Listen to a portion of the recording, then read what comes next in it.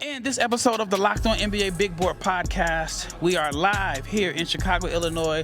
Day 2 of the 2025 NBA Combine just wrapped up. And James and I, we are going to share our thoughts on who stood out and who did not have a great day.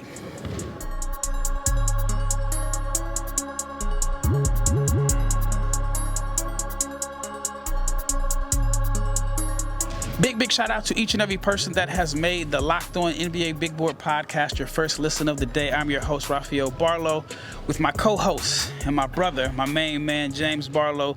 And in this episode, we are going to talk about the winners from day 1 of the shooting drills from the 2025 NBA Combine. But before we get started, I want to let you know that this episode is brought to you by FanDuel. And right now, new customers can get $200 in bonus bets when your first $5 bet wins. And if you're not subscribed to the YouTube channel, please subscribe, like, share, comment, click the bell so you can be notified every time we drop an episode, because this is a big week for us and you do not want to miss what the Locked On NBA Big Board crew has in store for the NBA Combine week. All right, James, this was your, second day at the Combine, but your first day actually seeing some of the drills. What were some of your overall impressions of day 1 where you got to see the players on the court? Good energy for the most part. Guys that were expected to come out here and compete, they did compete. Guys who had a lot to prove. Some of them stepped up, took advantage of the opportunity. I don't want to speculate and say a couple guys were just like, I'm here, but when you are pretty much a top 10 pick, this isn't the event for you. So, in my opinion, some of the other guys who I will talk about who had an opportunity to showcase themselves, I think they did a good job doing it. But overall, it's a fun experience. Again, everybody in the NBA is here. Except the teams that are playing. The teams that are playing, but I just did see somebody who's not representing, but he works for the Thunder, so he's here. Yep. But just not the, not the full top dogs. All right, who stood out to you? Who were some of the players that really caught your attention today? I want to lead off with, and I guess I want to give you your props because you had him in the top, 15, 20 all year. Cedric Coward. I don't want to say of Duke because I personally don't think he's going to spend. I might have spent more time at Duke than he did at Duke, but I think James went to Duke for a summer basketball camp, not basketball. I mean business camp. My fault. Yeah. I don't want anybody lying on my resume, but Cedric Coward, he shot 18 of 25 in spot ups, and he shot 23 of 30 in off the dribble shooting. On top of the measurements coming out, I think he made himself. Well, me and Rafa already believed that he was a top 20 pick going into this. I think he almost solidified it. So, any Duke fans, alumni, you're not going to see Cedric Coward unless you go to a Hornets game next year. That's funny. So overall, when you aggregate all the shooting drills, he shot 72% on the shooting drills. I think the biggest winner for today was Mark Sears. Mark Sears was in first place in at least 3 shooting categories. He shot 83% in the shooting categories. The shooting categories were, you had the 3-point shooting drill, you had the star drill, you had free throw shooting, he didn't miss. So I'm going to just give you some of the shooting numbers real quick. In spot-up shooting, Mark Sears made 20 out of 25. He finished in first place. Shooting off the dribble, he made 25 out of 30. He was in first place. And in the 3-point star drill, that was the only drill where he did not finish in first place when it comes to the shooting drills. And he was tied for 12th, but he made 64% of his shots, which was 16 of 25. I thought he had a phenomenal shooting performance today at the NBA Combine, and he was one of my winners. And then you have the mid-side shooting drill. He was first place. He made 22 out of 25, 23 out of 25. Overall, do you think Mark Sears helped himself and put himself in position to be drafted? Because he didn't make my top 75. Well, here's the thing about Mark Sears. We knew he could shoot, but the problem is he measured at 5'10" barefoot, and I think he had a 6'2" wingspan. And unfortunately, he's going to get picked on because of his size. We knew he could shoot the ball, obviously. It's going to come down to, is he going to be able to defend on the other end, because today's NBA, it's hunting mismatches. So I don't want to say he didn't lose. We knew he could shoot. Yep. He shot the ball extremely well. He controls what he can control. He can't control his height unless, you start rocking some crazy shoes. Like, Speaking of that, so I was talking to an NBA executive today. This arena, there's nobody else in here but NBA executives and agents. So there's a lot of conversations to be had. And we were talking about some of the measurements. And a team told me that there was a guy that put his orthotics in his socks so he could boost his height. And then I had the agent tell me that, and you can't see this on the audio version, that they basically were teaching their guys to stand tall on the measurement. So it's kind of like, and one guy, they said it helped him a lot. So there's a lot of trickery going on in the measurements. You didn't tell me that part. You got to tell me off the camera who that was. No, they didn't tell me who the player was. But they just said there was a guy that had orthotics in his socks, the thick orthotics. Orthotics, afros, combed out afros. I mean, hey, it's the difference between being a first round pick and a second round pick. We talking millions of dollars. Hey, it shouldn't be millions of dollars are based off of an inch or two. I agree. It should not be that way.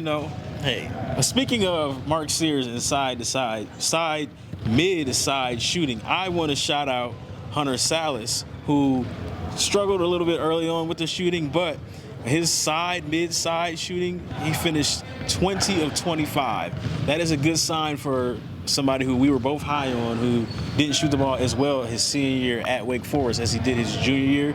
He looks like a rhythm shooter. When he gets his rhythm, the ball is going to go in. When he comes out a little cold or he has to stand in the corner, then that's when he tends to struggle, and that's going to be probably his biggest adjustment. But once he got a good sweat going and he was moving up and down, like, he was draining a lot of shots, and I think that's big for him because in like the little 3-on-3, 4-on-4 portion of it, you saw the defense, you saw the playmaking. So him shooting the ball well, at least I think that helps his stock out tremendously, and it's going to be a matter of can he continue to build on that. Yep, some of the other shooters that I want to talk about that had standout performances as far as shooting.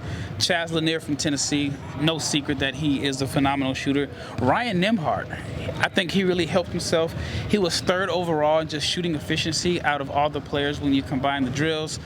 Add on the fact that he led the nation in assists. He is on the smaller side, but he was one of the 5 players from the G League elite camp that got the call up, and for him to finish third in shooting overall, I think that's big for him. PJ Haggerty, he's got a big decision.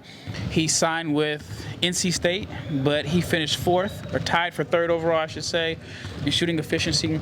John Tanji, one of the older prospects in this class, shot 72% on all the shooting drills.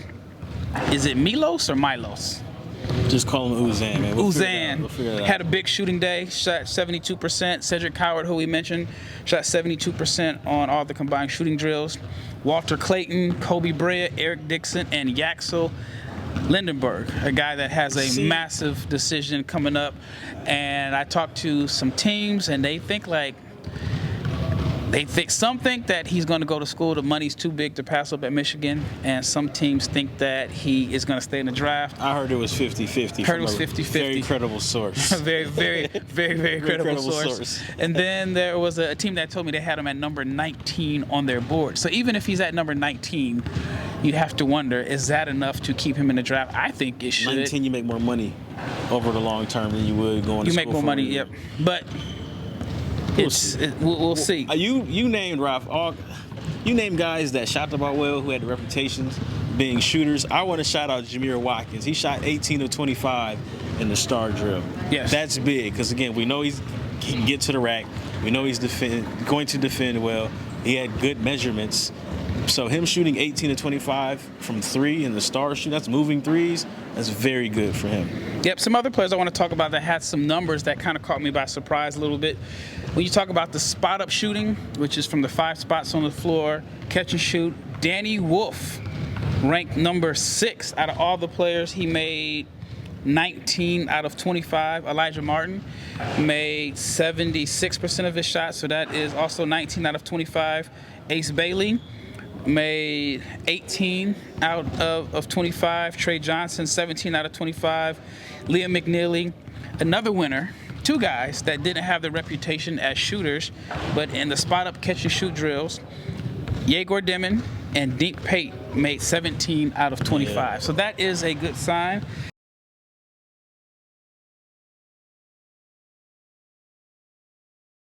And then as far as shooting off the dribble, this is just your pull-up shooting. Some of the numbers that stood out. Jace Richardson was tied for first. He made 25 out of 30. Will Riley, 26 out of 30. Eric Dixon, big man Eric Dixon, was tied for first in spot-up shooting, and he was tied for fourth in shooting off the dribble. Liam McNeely was good shooting off the dribble. Cedric Howard, as I mentioned. Dink Pate. Hey, man, listen. Look. I told y'all, man, if Dink shoots the ball well, he in the 3-on-3, 4-on-4, he struggled. Well, he struggled in some of the shooting drills, but some of them he looked phenomenal. So the shooting it's a roller coaster. But in the 3-on-3, 4-on-4, he was getting dunks. Yes, he was getting dunks. So the shooting is gonna be his swing skill. Again, he's another guy. When he gets a good rhythm, he figures it out. But ultimately, like I said, man, he's 6'8", he can handle, he's 6'7", he can handle. Yeah, you got to use the official height now until the season starts. So you go back to the shoes height. Yeah, he's 6'6" and some change. He can handle. If he makes enough shots, I think he does enough things well to where you got to take a long look at him. Now here's another one for you. Colin Murray Boyles shot 22 of 30 on the drill where they shot off the dribble. So I thought that was a good sign for him. But he did shoot 7 of 25 on the spot up. So I think it's a mixed bag. It's a mixed bag. Colin Murray Boyles shooting is a mixed bag. It doesn't swing me either way because he didn't come in as a shooter. I didn't expect him to make a big jump between now and when they last lost, when he played for South Carolina. I mean, he has decent touch around the basket. It's just something to build on. So I guess you could say it was a mixed bag for him. Go ahead, Ralph. The three-point star drill, very interesting. If you're not familiar with the three-point star drill, I guess it just depends on how you draw a star on the 5 spots on the court. I'm left-handed, so my star is a little bit different. Max Shoga was first. He made 18 out of 25. Jameer Watkins, 18 out of 25. Did not come in with a reputation as a shooter. Darian Williams, 18 out of 25. Cedric Howard, Chaz Lanier, Walter Clayton all made 17 out of 25. Javon Small and Dink Pate had another impressive shooting performance. Dink Pate. Which is very interesting because I spoke to someone, I don't want to make the reference, I don't want to be aggravated. Somebody said he can't shoot at all.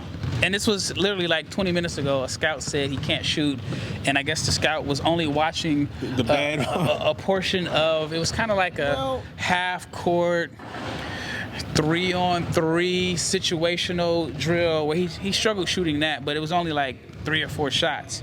They didn't look good, 3 or 4 shots that he missed. But if you just look at the overall numbers, I think he's going to be surprised with how well Dink shot. I'm not.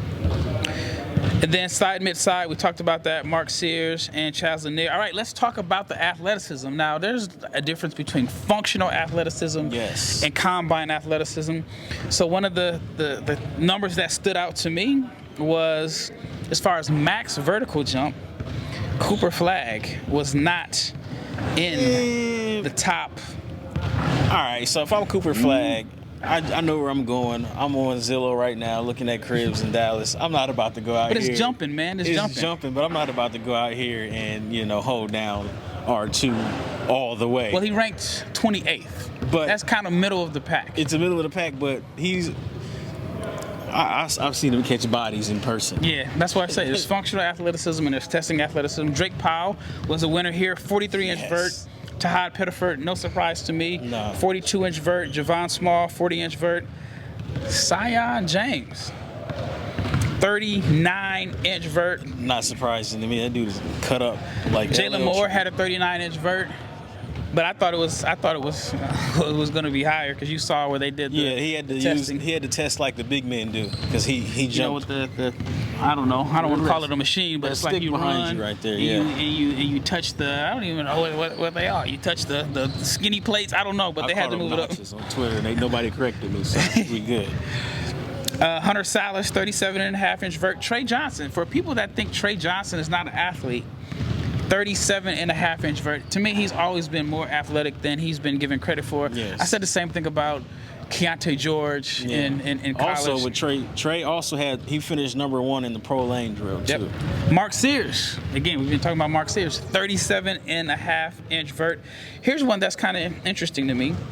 VJ Edgecombe, known for his athleticism. Some think he's the best athlete in the draft. Finished 9th in the max vertical jump. Ask Mark Fuson about that. And then some other names that stood out in the max vertical jump. Otega Owe, I thought would be a little bit better. He had 35, so he ranked number 32. But yeah, Cooper Flagg ranked number 28 in the max vertical jump. And then there's the no-step vert. Drake Powell was #1 again. I don't know how you have a 37.5-inch no-step vertical. 4 inches higher never seen that than the next person right underneath him, which was Yannick Conan Niederhauser, James's guy. We'll talk about that.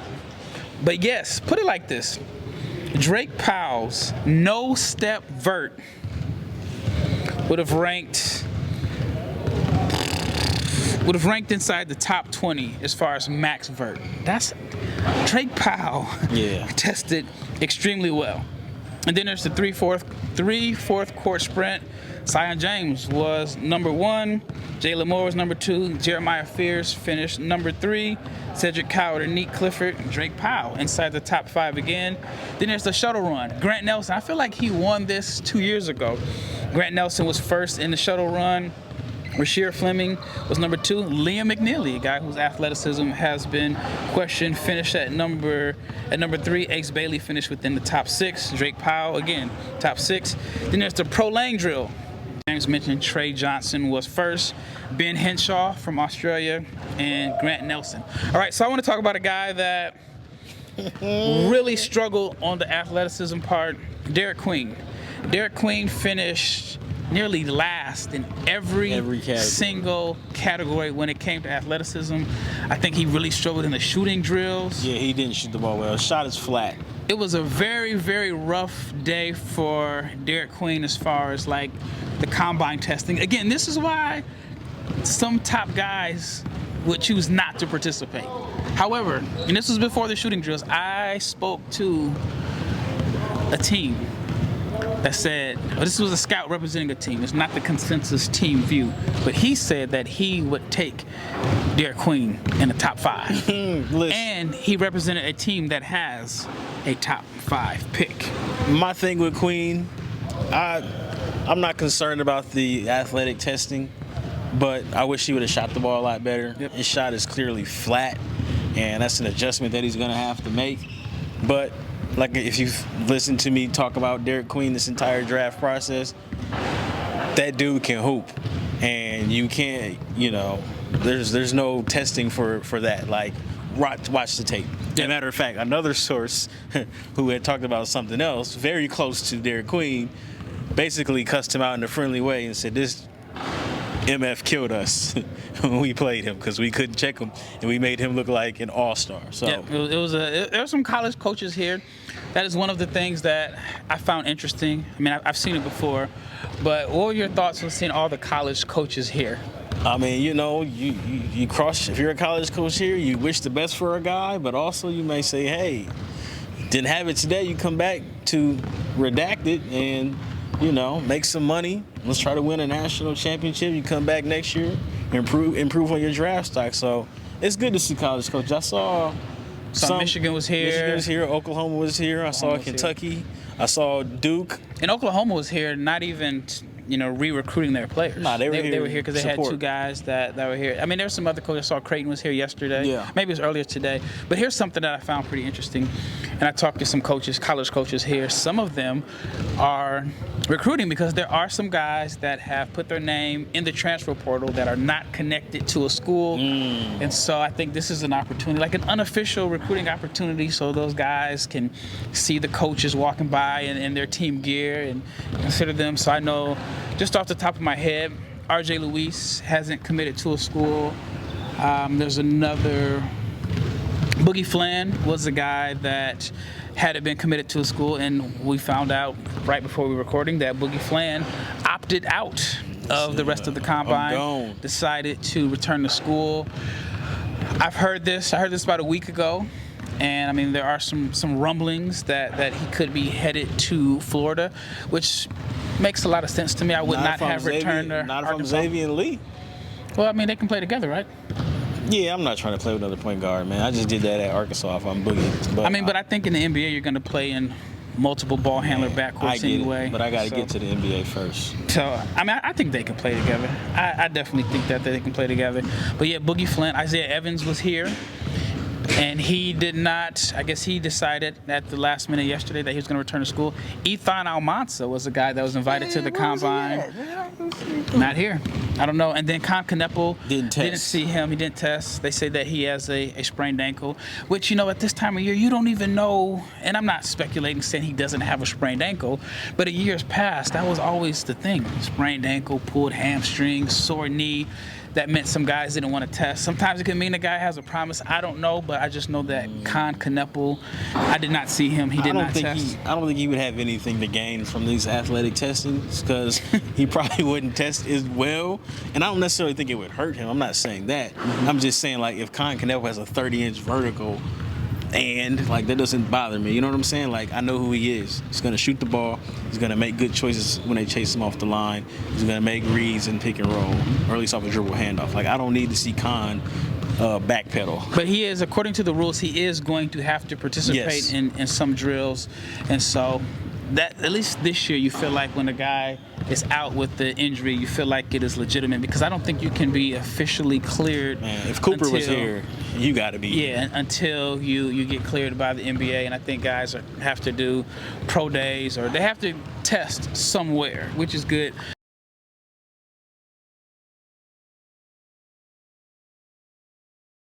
The 5-on-5 action starts tomorrow. Let's talk about it real fast. Who are some of the players you're looking forward to seeing in the 5-on-5 action? I mentioned before, I want to see my guy Hanson Gang out there.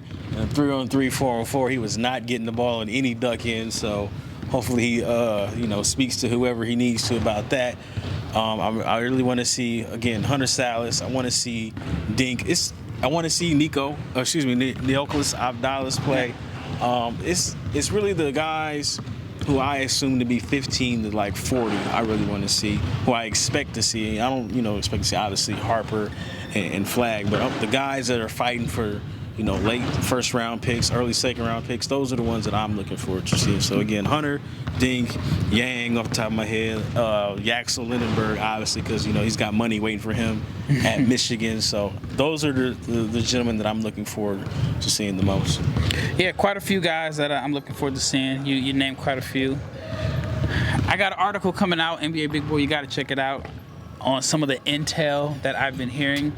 And check it out, NBABigBoard.com. One of the things that I'm hearing, I'm going to leave on this note, it's a little teaser. I know people don't like being teased, but one of the things I have been hearing is that Dylan Harper may not be a lock to go at number 2. So check it out at NBABigBoard.com. Article will come out tomorrow. Once again, it's Rafael, my brother James, and we are out of here.